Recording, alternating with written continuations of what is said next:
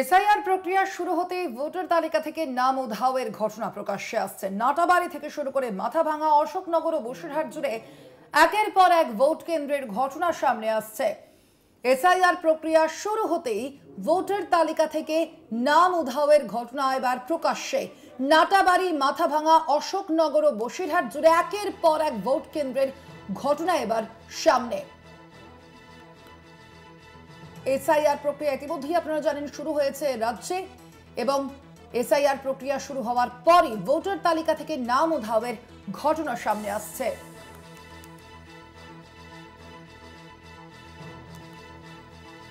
Voter তালিকা থেকে নাম উধাওয়ের ঘটনা এবার প্রকাশ্যে।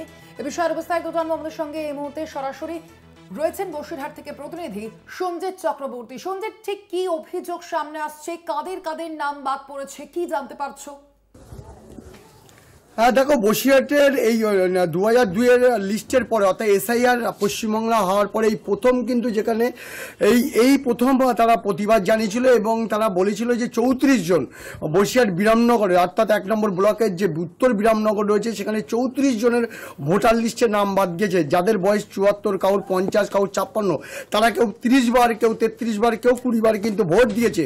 এই নিয়ে কিন্তু ইতিমধ্যে সোচ্চার রয়েছে রাজ্য কংগ্রেস এবং বিরোধীরা, বারবার এইটা নিয়ে সোচ্চার রয়েছে। ইতিমধ্যে তুমি জানো সর্বভারতীয় ক্ষেত্রে যেমন রাহুল গান্ধী সোচ্চার রয়েছে, ওদিকে সর্বভারতীয় সাধারণ সম্পাদক অভিষেক বন্দ্যোপাধ্যায় সোচ্চার রয়েছে, তিনি নিজের টুইট হ্যান্ডেল করেছেন। পাশাপাশি এই দায় কিন্তু নির্বাচন কমিশন কিন্তু জানানোর পরে, প্রতিবাদের কথা বললে তারা এই সোচ্চার হওয়ার পরে টোটাল ভোটার লিস্টে উধাও হয়ে গেছে 34 জনের নাম তালিকা।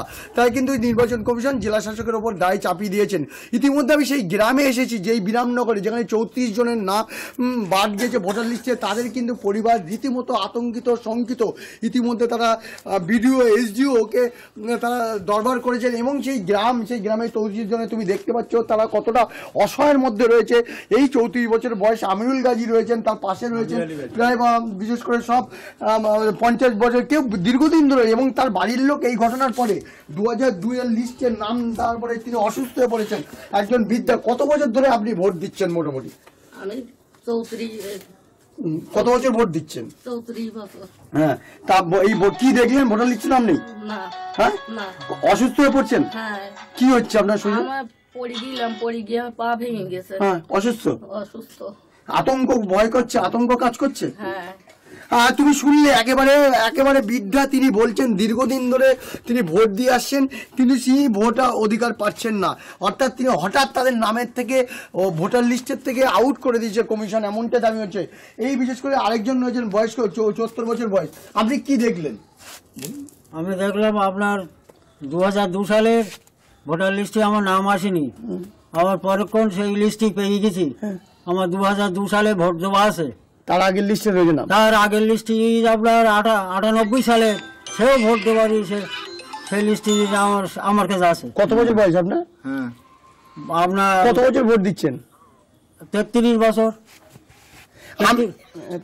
আরো একজনের সাথে কথা বলবো, যেখানকার তিনি বসছেন একজন মানুষ রয়েছেন, যে নির্বাচন কমিশন জেলা শাসকের গায়ে দায় চাপিয়ে দিয়েছেন।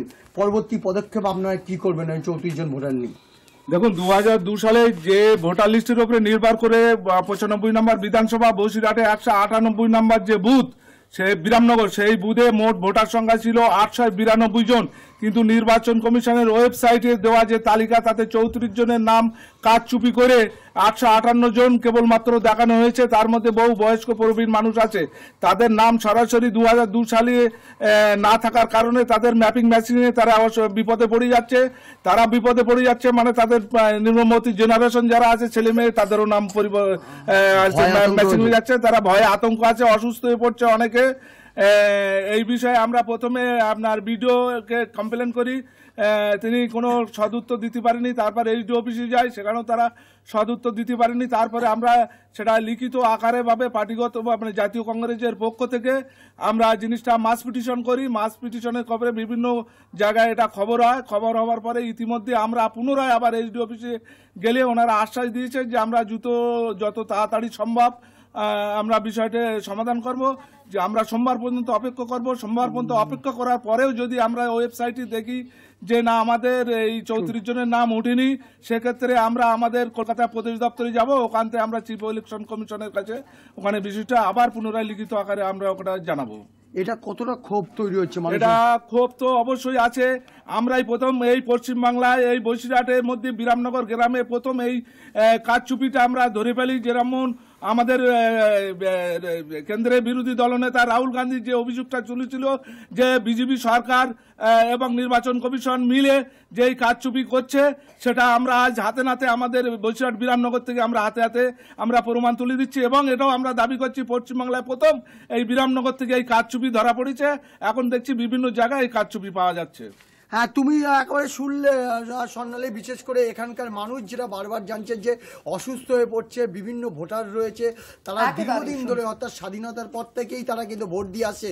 বহু ভোটার অধিকার তাদের যেভাবে উদাও হয়েছে, অর্থাৎ একটা 34 জনের লিস্ট, সেটা কিন্তু একেবারে তারা তাজ্জব বেনে গেছে, এবং তারা কিন্তু তারা চাইছে পুনরায় তাদের লিস্টে নাম উঠুক, না হলে তারা কিন্তু আগামী সোমবার পর্যন্ত তারা দেখবে, তারপর নির্বাচন কমিশনের চিফ ইলেকশন দপ্তরে তারা যাবেন, যে তারা তাদের লিখিতভাবে আবেদন করবেন এবং পাশাপাশি নাম আবারও ভোটার তালিকায় তোলা হয়। আপাতত ধন্যবাদ তোমায়। আমরা কথা বলছিলাম, আমাদের সঙ্গে সরাসরি ছিলেন প্রতিনিধি সঞ্জিত চক্রবর্তী।